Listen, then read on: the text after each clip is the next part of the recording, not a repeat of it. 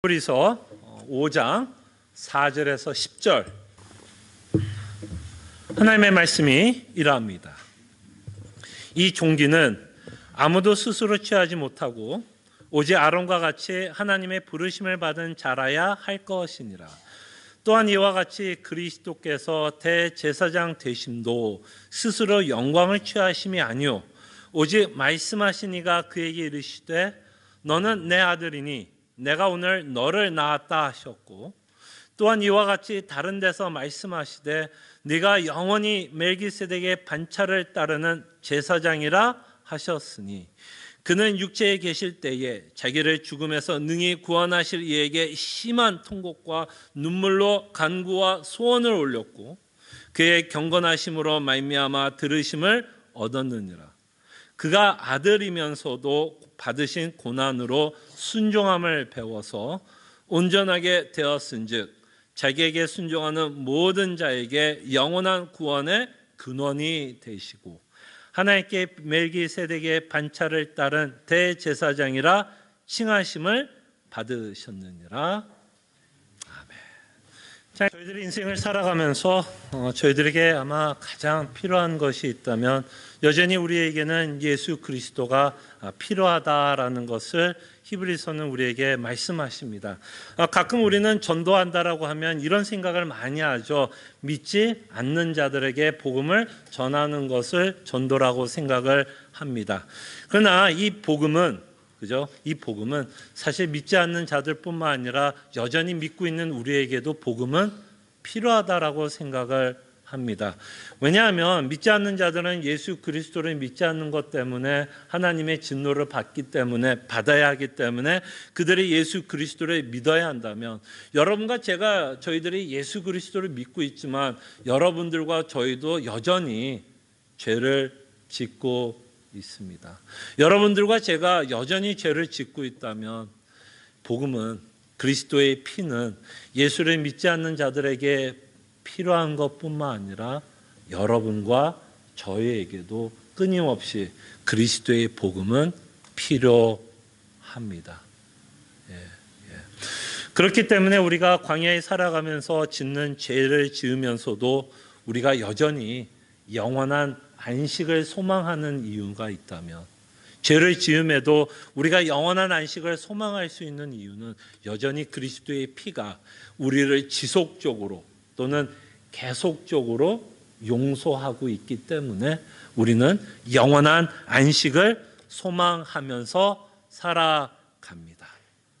우리가 이것을 곰곰이 저희들이 좀 생각을 해보고 우리의 삶을 곰곰이 좀 묵상해보면 저의 구원에 관해서는 저는 이렇게밖에 고백을 할 수밖에 없겠더라고요. 전적인 하나님의 은혜로 내가 구원을 받는다라는 고백밖에는 할 수 없습니다. 그렇잖아요. 내가 죄를 지으면서도 끊임없이 영원한 안식을 소망할 수 있는 이유가 예수 그리스도 때문이라면 우리는 정말 전적인 하나님의 은혜로 또는 주권적인 하나님의 은혜로 우리는 구원을 받는다라는 고백을 하게 됩니다. 히브리서는 굉장히 현실적인 책이라고 말씀을 드렸어요. 그리고 이 히브리서를 편지를 받고 있는 독자들도 굉장히 힘든 가운데서 신앙생활을 하고 있습니다. 이들은 자신의 목숨을 걸어가면서 예수 그리스도를 믿고 있어요. 그래서 이들은 굉장히 혼란스러운 가운데 예수를 믿습니다. 그럴 때 성경은 또는 히브리서 기자는 끊임없이 이들에게 요구하는 건 인내입니다. 인내할 것을 요구합니다. 영원한 안식이 기다리고 있기 때문에 인내하기를 원하고 있는데요. 이렇게 인내하기 위해서는 무엇이 필요하냐면 소망이 필요합니다. 소망 없이는 우리가 인내할 수 없습니다. 그럴 때 이렇게 소망을 주시는 근원지가 있다면 또는 근원자가 있다면 성경은 끊임없이 예수 그리스도께서 우리의 소망의 근원자가 되신다라고 말씀합니다. 그래서 히브리서는 모든 책이 주인공이 예수 그리스도이시지만 정말 히브리서만큼 정말 예수 그리스도를 초점을 두고 있는 책도 없을 거예요. 정말 처음도 그리스도요, 끝도 그리스도인 것을 이 히브리서는 우리에게 말씀합니다. 왜? 우리가 유일한 소망이 있다면 이 예수 그리스도로 말미암아서 우리가 소망을 갖기 때문에 이 책은 끊임없이 예수 그리스도를 우리에게 전달합니다. 그래서 9절에 보면 히브리서 기자는 예수 그리스도로 말미암아 우리에게 이렇게 말씀합니다. 온전하게 되었은즉 자기에게 순종하는 모든 자에게 영원한 구원의 근원이 되시고. 구원의 근원이 누구시라고요? 예수 그리스도다라고 말씀하십니다. 그러면서 여기서 가장 중요한 단어가 있다면 구원의 근원자가 예수 그리스도이지만 이 구원의 근원자이신 예수 그리스도께서 우리에게 이루신 그 구원의 효력이 영원하다라는 거예요. 여러분, 이것도 되게 중요하지 않아요? 예수님이 우리에게 이루신 구원이 유효기간이 있다면 어떻게 하실 거예요? 5,000년? 10,000년 만이라 그러면 그 유효기간이 끝난다면 우리에게는 구원이 잃어버릴 수 있다는 얘기입니다. 그러나 히브리서 기자는 끊임없이 예수 그리스도께서 우리에게 이루신 구원은 영원하다. 유효기간, 만료기간이 없고 그 구원은 우리에게 끊임없이 적용되고 있다라고 말씀을 하십니다. 그래서 오늘 본문을 통해서 다시 한번 히브리서 기자는 예수님이 누구인지를 설명하고 싶어요. 왜? 우리의 구원의 근원자가 예수이기 때문에. 그래서 다시 한번 예수님이 누구신가를 소개하는데, 특별히 히브리서에서 예수님을 소개할 때 가장 많이 초점을 두면서 소개하는 것은 예수님은 대제사장이시다라고 우리에게 소개를 하십니다. 그런데 이 대제사장에 대해서 우리가 조금 더 잘 알려면 사실 구약에 나왔던 대제사장이 누구인지를 좀 알 필요가 있어요. 그래서 구약을 통해서 다시 한번 하나님께서 대제사장들은 어떤 자격을 갖고 있는 자들을 선택하고 있는지에 대해서 설명을 하면서 예수 그리스도께서 바로 이 구약에서 하나님이 세운 대제사장이심을 저희들에게 말씀하십니다. 그래서 4절부터 우리가 보면 이렇게 시작하죠. 이 종기는, 그래서 구약에서 하나님께서 대제사장을 세우는 그 귀한 일은 뭐라고 표현하냐면 아무도 스스로 취하지 못하고. 이게 무슨 말일까요? 아무도 스스로 취하지 못하고. 이건 무슨 말이냐면 쉽게 말하면 이거죠. 내가 대제사장이 되고 싶어서 되는 것이 아니라 누가 대제사장이 될 수 있냐면 하나님이 선택한 자, 택한 자만이 대제사장이 될 수 있다라고 말씀을 하십니다. 그러면서 하나님이 예를 들었던 한 자를 소개합니다. 오직 아론과 같이. 그래서 아론이 뭐라고요? 하나님이 택한 제사장이었다라고 표현을 한 거죠. 오직 아론과 같이 하나님의 부르심을 받은 자라야 할 것이니라. 그럼 예수님이 대제사장이 되기 위해서는 어떤 일이 있어야 되죠? 예수님이 스스로 내가 대제사장이 될 거야, 대제사장이 될 거야가 아니라 예수님도 대제사장이 되기 위해서는 하나님이 택한, 하나님이 선택한, 하나님이 어포인트한, 임명한 자여야만 예수님도 뭐가 될 수 있어요? 대제사장이 될 수 있다라는 것입니다. 그래서 이 히브리서는 바로 이 예수님이 하나님이 선택한, 우리를 속죄하고 우리의 죄를 용서할 영원한 대제사장임을 우리에게 증명하고 있는 구절이에요. 그래서 5절에 보니까 이렇게 말씀하시죠. 또한 이와 같이, 예수님이 이와 같이 되었다는 거죠. 어떤 의미예요? 아론과 같이. 그럼 아론과 같이 되었다는 말은 뭐예요? 스스로 영광을 취한 것이 아니라, 스스로 부르신 게 아니라 아론과 같이 예수 그리스도도 하나님의 부르심으로, 하나님의 택하심으로 뭐가 되었다?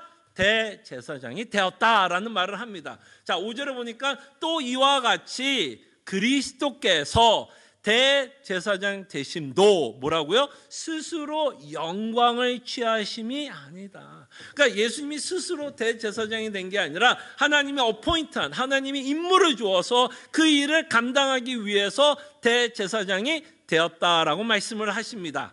자, 이것을 증명하기 위해서 이제 이 히브리서 기자가 이제 어려운 이야기를 합니다. 내용이 좀 어려울 수가 있어요. 그래서 이 구절을 좀 설명을 여러분들에게 좀 해보려고 하는데요. 그래서 여러분들이 이제부터는 뭘 하시느냐 좀 생각을 하시면서 이 구절을 좀 보셔야 돼요. 조금 생각을 하셔야 이 구절이 이해가 되기 때문에. 그래서 지금부터 하시는 말씀을 잘 들어 논리를 잘 쫓아오시면 지금 이 구절이 예수 그리스도를 하나님께서 대제사장으로 세우고 있다는 것으로 우리가 이해할 수 있어요. 자, 그럴 때 히브리서는 잘 아는 것처럼 구약을 많이 인용합니다. 구약을 인용해요. 그럴 때 구약을 인용하는 이유가 왜 구약을 인용하냐면 구약에서는 누구를 준비하고 있냐면 아들이신 예수 그리스도를 준비하고 있는 내용들로 많이 이렇게 그려져 있어요. 그래서 우리는 이걸 뭐라고 표현하면 예언이다라고 표현합니다. 누구에 대한 예언? 예수 그리스도에 관한 예언의 내용이 끊임없이 구약을 통해서 나타나고 있는 것을 보게 돼요. 자, 그럴 때 우리가 한 가지 좀 생각을 해봅시다. 자, 하나님이 뭔가를 예언을 하고 있다면 그 예언을 하기 위해서는 반드시 선행되어야 되는 일이 먼저 있어요. 먼저 뭔가가 있어야 하나님이 예언을 하게 됩니다. 뭐를 먼저 해야 되냐면 하나님이 뭘 해야 돼요? 계획을 하셔야 될 거 아니에요. 뭔가 계획을 하셔야 돼요. 그 계획이 있으니까 끊임없이 그 계획대로 하나님이 구약을 통해서 뭘 하는 거예요? 그 계획을 준비하고 있는 내용이 구약이에요. 그러면 구약을 통해서 예수 그리스도를 예언하고 있다면 이미 하나님의 그 예언을 통해서 뭐를 볼 수 있냐면 하나님이 먼저 계획하고 있었다는 걸 보게 됩니다. 그래서 우리가 보는 이 시편 두 구절은 사실은 하나님이 원래 갖고 계셨던 계획을 기록하고 있는 구절이에요. 자, 5절 또 한번 보겠습니다. 자, 이제 어려워요. 논리를 잘 쫓아왔으면 좋겠습니다. 자, 내용이 뭐예요? 예수 그리스도께서는 하나님이 택하신 누구라고요? 대제사장입니다. 그것을 증명하기 위해서 두 편, 시편을 인용합니다. 자, 5절 마지막 부분에 보면 스스로 영광을 취하심이 아니요 오직 말씀하신 이가 그에게 이르시되 너는 내 아들이니 내가 오늘 너를 낳았다 하셨고, 자, 내 아들이니 내가 오늘 너를 낳았다 하셨고라고 하는 이 부분이 시편 2편을 인용하고 있는 구절이에요. 제가 말씀을 드렸죠.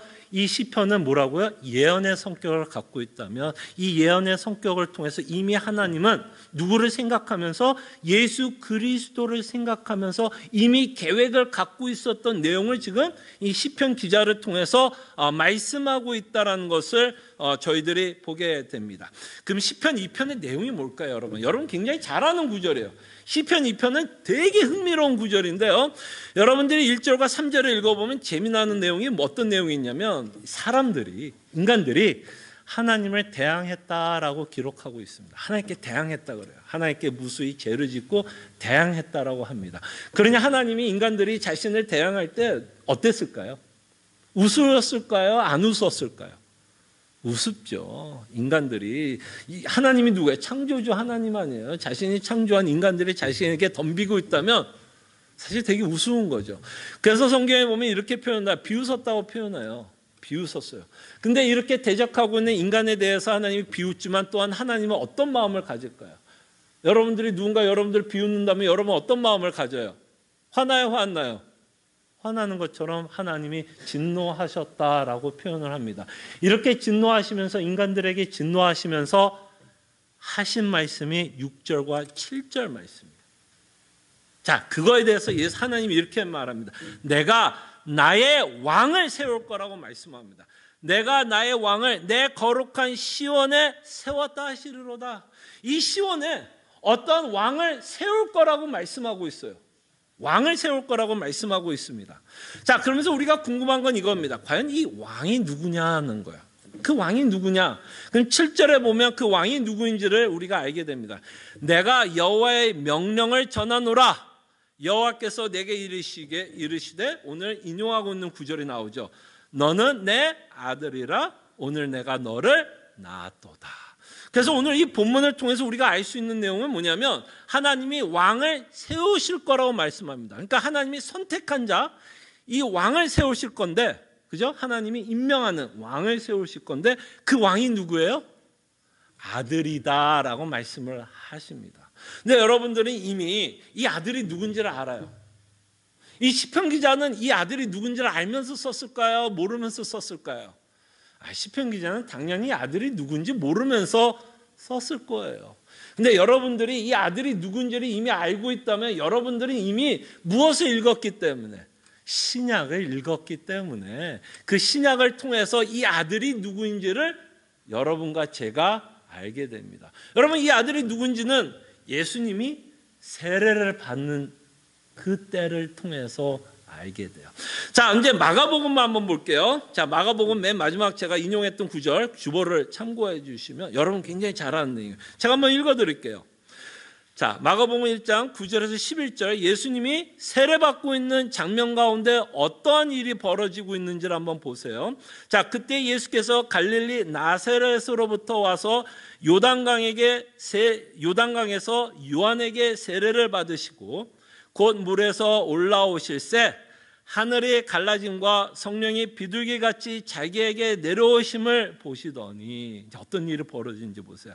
하늘로부터 소리가 나기를 너는 내 사랑하는 누구요? 아들이라 내가 너를 기뻐하노라 하시니라.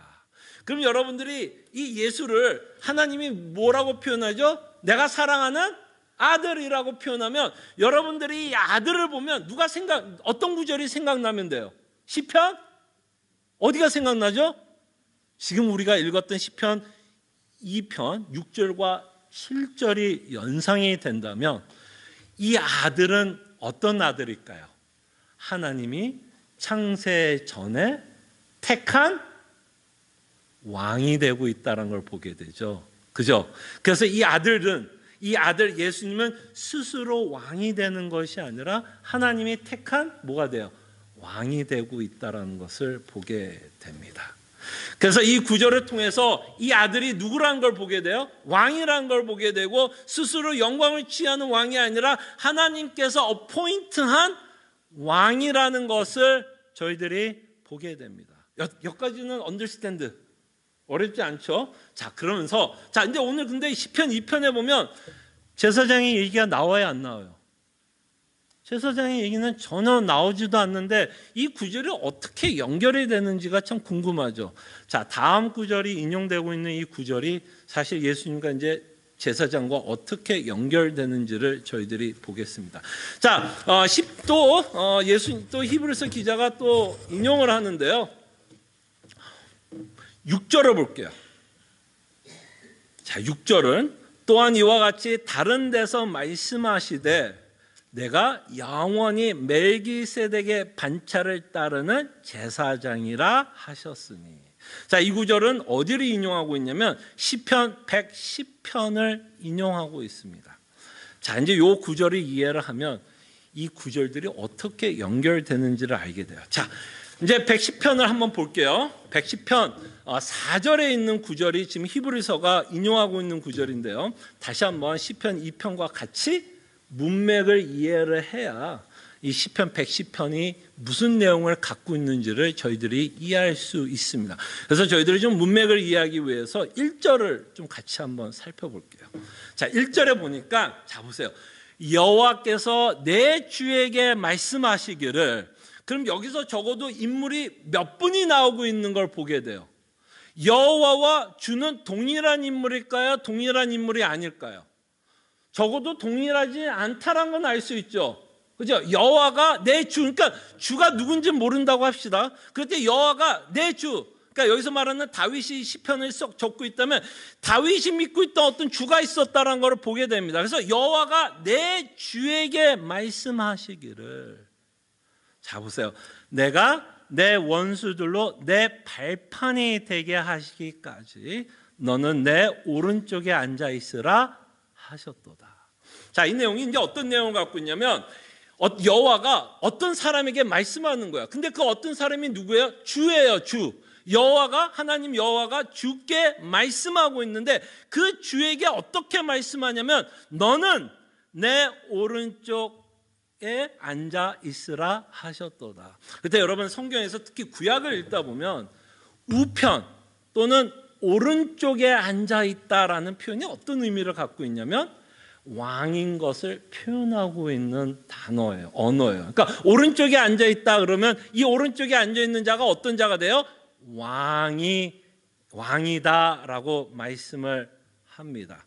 자, 그러면 이제 우리가 조금 논리를 따라갑시다. 여호와께서 내 주에게 말씀하시기로 내가 내 원수들과 내 발판이 되게 하시기까지 너는 내 오른쪽에 앉아 있으라 하셨도다. 그러면 여기서 너는 누구예요? 왕이에요, 왕. 너는 왕이에요, 왕. 자, 그러면서 이제 4절을 읽을게요. 4절. 자, 여러분 이제 결론이 나옵니다. 자, 4절에 보면 히브리서에서 인용하고 있는 구절이 나와요. 여호와는 맹세하고 변하지 아니하시리라 이르시기를 뭐라고요? 너는 멜기세덱의 서열을 따라 영원한 제사장이라 하셨도다. 자, 이것이 예수님과 어떻게 연결이 될까요? 이게 연결이 되니까 지금 히브리서가 인용하는 거 아니에요. 그러면 이제 4절에 말하는 여호와는 맹세하고 변하지 아니하리라 이르시기를 너는, 여기서 말하는 너는 누굴까? 이 너는만 확인이 되면 이제 이해가 다 되는. 여기서 말하는 너는 누굴까? 너는 1절에 나왔던 주 또는 1절에 나왔던 누구예요? 내 오른편에 앉아 있으라 하는 사람이 누구예요? 너예요, 너. 그러면 이 너는 누구예요? 하나님이 생각하고 있는 왕이에요. 그죠? 왕이에요. 그러면 우리가 이제 다 한번 여태까지 이야기했던 거를 다 한번 맞춰보면 시편 2편에 왕이 나와요, 안 나와요? 근데 그 왕이 누구예요? 아들. 그죠? 아들이라 그랬죠? 그러면 시편 110편에도 너가 나와요, 안 나와요? 너가 누구예요? 왕이에요. 그러면 여기서 이 너는 다 동일 인물이에요. 동일 인물이에요. 그럼 여기서 이제 신약을 통해서 우리는 이 너가 누군지를 알아요. 그 너는 아들이에요. 그 아들이 왕이 돼요. 그죠? 그래서 하나님이 이 너 예수 그리스도를 왕으로 세우고 있고 또 시편 110편을 통해서 하나님이 누구를 또 세워요? 멜기세덱과 같은 대제사장으로 지금 뭐 하시겠다는 거예요? 세울 것을 말씀하고 있습니다. 그러면 하나님이 이 예수님이 세례를 받고 나서 내가 사랑하는 아들이라고 하면 이 아들의 직책은 적어도 우리가 두 가지를 갖고 있다는 걸 알 수 있죠. 하나는 그가 왕으로 세워질 것을 알게 되고 또 다른 직책은 뭘까요? 멜기세덱과 같은 대제사장이 될 것을 말씀하고 있어요. 그래서 시편 2편과 시편 110편에 나오는 그 너는 그 다음에 신약 마가복음을 타오는 그 아들을 통해서 이 자들이 다 누구란 걸 알아요? 동일 인물으로서 하나님이 왕을 세우셨던 것처럼 멜기세덱과 같은 대제사장을 세우는 것처럼 예수 그리스도도 스스로 자신의 영광을 위해서 대제사장이 된 것이 아니라 이 예수 그리스도께서 누구예요? 시편을 통해서 하나님이 창세 전부터 계획하고 계신 그 아들이었다라는 것을 말씀하시면서 대제사장으로서 자격을 갖추고 있음을 우리에게 말씀하십니다. 그렇게 하나님께서는 바로 이 대제사장이신 예수 그리스도로 말미암아 여러분들과 저를 위한 속죄의 예물을 드릴 예수 그리스도인 것을 우리에게 말씀하시면서 이분이 스스로 된 것이 아니라 그래서 우리는 이 그리스도를 말미암아 확신을 가질 수 있다는 거예요. 예.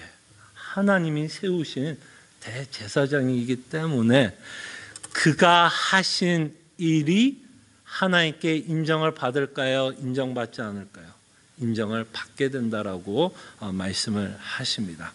그래서 그의 자격면에서도 하나님이 세우신 대제사장인 것도 우리가 보게 되고 또한 그가 대제사장인 것을 우리에게 보여주는 건 예수님이 뭐 했다라고 표현하냐면 스스로 영광을 취하지 않았다라고 말씀합니다. 그럴 때 자격면에서도 하나님께서 그를 어포인트하고 임명을 하신 것처럼 그의 삶 가운데서도 자신의 영광을 취하지 않았음을 저희들이 보게 됩니다. 여러분, 예수님의 생애를 여러분들이 곰곰이 생각해 보면 이렇게 표현할 수 있지 않을까요? 7절을 한번 볼게요. 7절에 보면 예수님이 스스로 영광을 취하지 않았다라는 것을 이렇게 표현합니다. 그는 육체에 계실 때에 자기를 죽음에서 능히 구원하실 이에게 뭐 했다고요? 심한 통곡과 눈물로 간구와 소원을 올렸다라고 말씀합니다. 여러분, 예수님이 심한 통곡과 눈물로 간구와 소원을 올렸다라고 하면 여러분 생각나는 사건이 있지 않으세요? 어디가 생각나세요? 예수님이 지상에서 사역을 하면서 눈물을 많이 흘리셨어요. 여러분 혹시 요한복음을 기억하시면 나사로가 죽었다라는 소식에 예수님이 울었어요, 안 울었어요? 울었어요. 그죠? 그래서 성경에 보면 예수님이 울었다라는 걸 참 많이 보는데, 근데 여기서 우리가 힌트가 뭐예요? 그가 하나님 앞에서 심히 통곡하고 울었고 소원을 올리셨다라고 말씀합니다. 그 소원을 올리셨다라는 말을 다르게 표현한다면 기도하셨다라고도 생각할 수 있죠. 근데 여러분 기억나지 않으세요? 예수님이 언제 그토록 심하게 통곡하고 간구했나요? 어느 산에서, 어느 동산에서? 골고다 아니에요, 골고다. 거기서 피가 맞도록 기도하고 계셨던 예수님. 그 사건이 뭐하고 연관이 돼요? 자신이 짊어져야 할 십자가의 사건과 연결되는 거 아니에요? 글쎄 여러분, 예수님의 생애를 곰곰이 생각해 보면 정말 그가 하나님으로서 영광을 취하면서 살았나요? 아니면 고난받는 종으로 사람들에게 채찍받고 무시당하며 모욕과 고통을 받으셨나요? 어디였어요? 영광을 스스로 취했나요? 아니면 자신이 갖고 있던 영광을 다 내려놓는 삶을 살았나요? 자신의 영광을 내려놓고 우리를 구원하시기 위해서 그저 심한 통곡과 그죠? 심한 고통을 당하시면서 십자가에 죽으시고 계신 예수 그리스도를 저희들이 보게 됩니다. 그래서 어떤 구절에서는 이렇게 말씀하시죠. 예수님이 아버지에게 순종하셨는데 죽기까지 순종하셨다라고도 표현을 합니다. 그는 정말 하나님이면서 스스로의 영광을 취하지 않고 겸손하게, 그죠? 겸손하게 자신이 마땅히 해야 할 일을 감당하신 고난받는 종인 것을 우리에게 소개합니다. 그러면서 우리는 이렇게 스스로 영광을 취하지 않는 예수 그리스도, 그렇게 정말 종으로, 고난받는 종으로 사람들에게 모욕을 당하면서 고통을 받으시면서 십자가에 죽으시는 이 인생을 보면서 성경은 우리가 어떤 삶을 살아야 할 것을 말씀하십니다. 그때 성경이 여러분들에게 예수 그리스도의 생애를 보여주면서 우리에게 요구하는 삶이 있다면 어떤 삶을 살기를 요구할까요? 이렇게 스스로의 영광을 취하지 않고 십자가에서 죽으신 이 모습을 보면서 우리는 예수님이 참 겸손하신 대제사장이다라는 것을 저희들이 보게 되죠. 그럴 때 우리가 예수 그리스도를 믿는다면 우리도 예수 그리스도와 같이 겸손하게, 그죠? 겸손하게 예수 그리스도를 닮아가는 삶을 살아야 할 것을 성경은 말씀하십니다. 그럴 때 여러분 어떠세요? 겸손하게 살아간다라는 게 쉬우세요, 어려우세요? 저는 굉장히 어렵더라고요. 설교는 굉장히 쉬워요. 여러분 예수 그리스도를 닮아 겸손하게 살자라고 이야기를 하면 참 쉬운데요. 순간순간마다 하나님 예수님처럼 겸손하게 살아가는 것이 참 쉽지 않다라는 것을 신앙생활하면서 많이 맛보게 됩니다. 그럴 때 제가 예수 그리스도와 함께 닮은 이 겸손한 삶을 살아가는 데 있어서 가장 큰 방해가 되는 것을 발견하게 돼요. 예수님을 쫓아 살아가고 겸손하게 살아가는 데 가장 큰 방해가 되는 것이 있다면 교만이 아닐까 싶어요, 여러분. 교만. 그래서 우리가 갖고 있는 이 교만한 죄성은 예수 그리스도를 따라가며 겸손하게 살아가는데 가장 큰 방해가 되고 있다는 것을 저희 인생을 통해서도 보게 됩니다. 그때 여러분, 교만이란 게 뭘까요? 여러분, 교만. 우리 많이 쓰잖아요. 저 사람 참 교만해. 그때 여러분, 교만하다라는 말을 어떤 식으로 이해하고 어떤 식으로 사용을 하나요? 그때 우리가 좀 간단하게 좀 정의를 내린다면 저는 이렇게 생각해요. 교만은 언제나 나를 믿고 살아가는 모습이 교만이 아닐까 싶어요. 나를 믿고 사는 것. 내 능력을 믿고 나를 의지하고 믿고 나를 믿고 살아간다라는 것. 그러면 이 교만의 가장 큰 문제가 뭘까요, 여러분? 나를 믿고 살아가게 한다면 교만은 나를 믿고 내 능력을 믿고 살아가게 하고 오히려 이 교만은 내 믿음을 또한 의지하면서 살아가게 합니다. 내 믿음이 대단하기 때문에 하나님이 나를 구원하겠지라고 생각을 한다면 그것도 교만의 극치가 아닐까 생각을 해봐요. 자, 그럴 때 여러분, 교만의 가장 큰 문제가 뭔지 아세요? 우리는 끊임없이 예수 그리스도만을 의지하면서 겸손하게 그를 믿고 따라가야 합니다. 그를 의지하지 않고서는 우리는 영원한 안식에 들어갈 수가 없어요. 내 능력을 의지하고 따라간다면 우리는 정말 죄에서 빠져나오기가 힘들 것입니다. 그럴 때 교만이 갖는 가장 큰 위험은 예수 그리스도를 의지하지 못하게 하고 끊임없이 누구를 의지하게 해요? 나를 의지하게 하는 것 같아요. 내 능력, 나를 의지하게 한다는 거예요. 그래서 결국에는 이 교만은 내 중심적인 신앙생활을 하게 하는 게 교만인 것 같아요. 그러니까 예수를 믿는다라고는 고백을 하지만 끊임없이 내 중심적으로 신앙생활을 하게 하는 게 교만이 아닌가 생각을 합니다. 그때 여러분, 제가 이런 설교를 한 적을 혹시 기억나세요? 탐심은 우리를 하여금 불평하게 한다라고 말씀을 드렸어요. 기억나세요? 탐심은 끊임없이 우리를 불평하게 한다라고 말씀을 했습니다. 그러니까 우리가 갖고 있는 욕심은 끊임없이 우리가 살아가고 있는 인생 가운데 불만을 갖게 하고 불평을 하게 해요. 왜? 내 욕심 때문에 뭐하지 않기 때문에, 만족이 되지 않기 때문에 우리는 불평하게 된다라고 말씀을 드렸어요. 근데 이 탐심이 갖고 있는 가장 큰 문제가 무엇이라고 제가 말씀을 드렸냐면, 이 탐심은 결국에는 만족하게 못하게 한다면, 그죠? 결국에는 만족하게 못하게 한다면 이 탐심이 주는 가장 큰 문제는 복음도 만족하지 못하게 한다는 거예요. 무슨 얘기인지 알겠어요? 내가 갖고 있는 정욕과 내가 갖고 있는 욕심이 나로 하여금 만족하지 못하고 불평하게 한다면 결국에는 내가 갖고 있는 욕심 때문에 예수 그리스도께서 십자가에서 죽으시고 우리에게 베풀어 주신 구원도 뭘 못하게 할까요? 만족시키지 못하게 한다는 거예요. 그래서 성경은 탐심을 극도로 경계하면서 살 것을 요구하는 겁니다. 왜? 탐심 때문에. 복음도 만족 못하기 때문에. 그럼 교만이 갖는 위험은 뭘까요, 여러분? 교만이 갖고 있는 위험은 뭘까요? 결국 교만은 예수 그리스도를 의지하게 하는 게 아니라 결국 누구를 의지하게 할까요? 나를 의지하게 돼요. 나. 끊임없이 내 중심적으로 살아가게끔 교만은 끊임없이 우리를 부추기게 된다는 것이죠.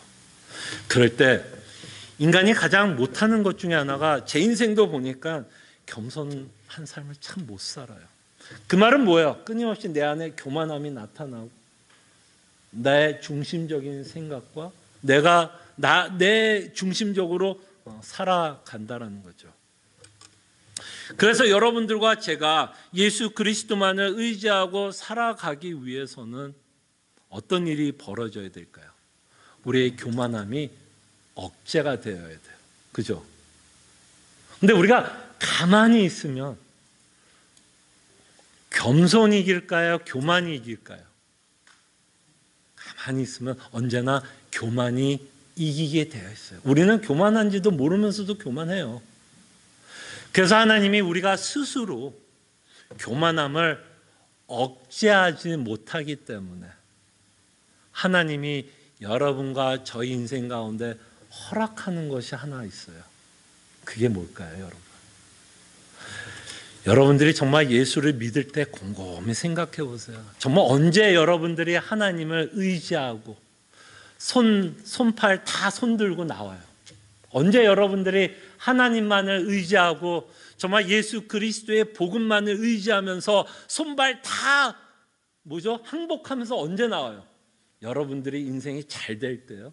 잘 될 때 행복하던가요? 아니면 좀 뜻대로 안 되고 마음 아프고 문제 해결이 좀 안 될 때 언제 여러분 하나님 더 의지하게 되던가요? 전자예요, 후자예요? 많은 경우가 후자더라고요. 저도 그렇더라고요. 오히려 참 잘 될 때 예수님을 의지하고 잘 믿는 게 아니라 오히려 내 문제 앞에서 뭐가 없을 때, 답이 없을 때. 근데 우리 교인들도 저와 비슷한 고백을 하시는 분들이 꽤 많아요. 여러분들이 신앙이 언제 자란다고 우리가 고백하죠? 보통 언제 자란다고 얘기해요? 잘 될 때? 아니에요. 오히려 어떨 때? 어려울 때. 이상하죠? 이게 신비인 것 같아요. 예수 믿는 가장 큰 신비가 여기에 있는 것 같아요. 잘 될 때가 아니라 오히려 안 될 때 우리는 정말 그때 뭐를 배워요? 겸손을 배워요. 왜? 안 될 땐 하나님을 붙잡을 수밖에 없고 하나님을 의지할 수밖에 없기 때문에. 그래서 하나님은 때로는 우리에게 뭐를 허락하냐면 어려운 일들을 허락하는 것 같아요. 그게 아까 장장로님이 기도했던 건강의 문제도 될 수도 있고 돈의 문제도 될 수도 있고 가정의 문제도 될 수도 있고 수많은 문제들을 통해서 하나님은 뭐를 억제하기 위해서? 우리의 교만을 억제하기 위해서. 그 일을 통해서 하나님은 예수 그리스도만을 의지하고 그가 주시는 복음만 의지하고 그가 주시는 복음에만 위로를 받고 살아갈 수 있도록 하나님이 때로는 우리의 문제를 해결해 주지 않을 때도 있습니다. 그게 여러분들을 사랑하고 있는 증거예요. 잘해주면 어떻게 된다고요? 배부르고 등 따스면 어떻게 해요? 우리는 오히려 하나님 버려요.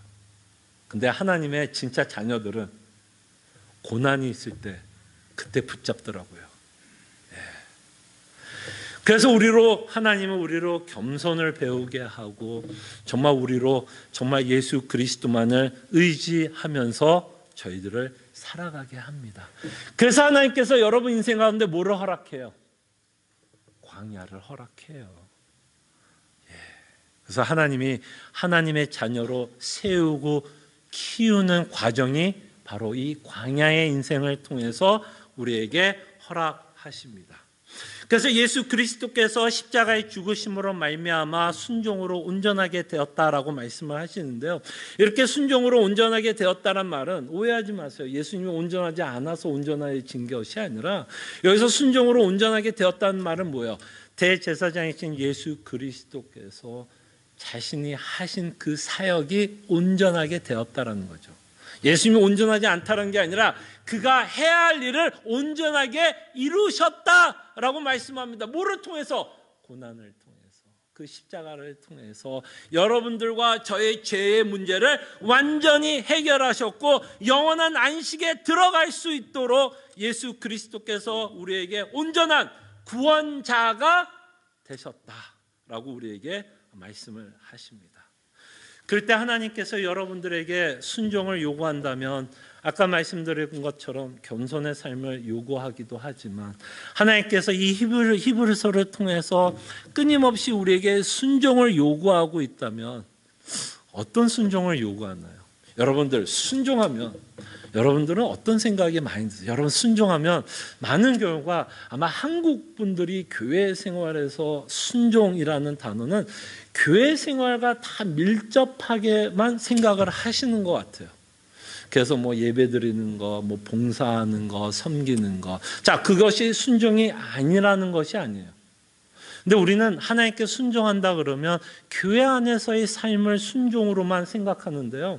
여러분 히브리서 전체를 지금까지 읽어보신 거를 곰곰이 보면 하나님께서 우리에게 명령하고 있는 내용들이 어떤 내용일 것 같아요?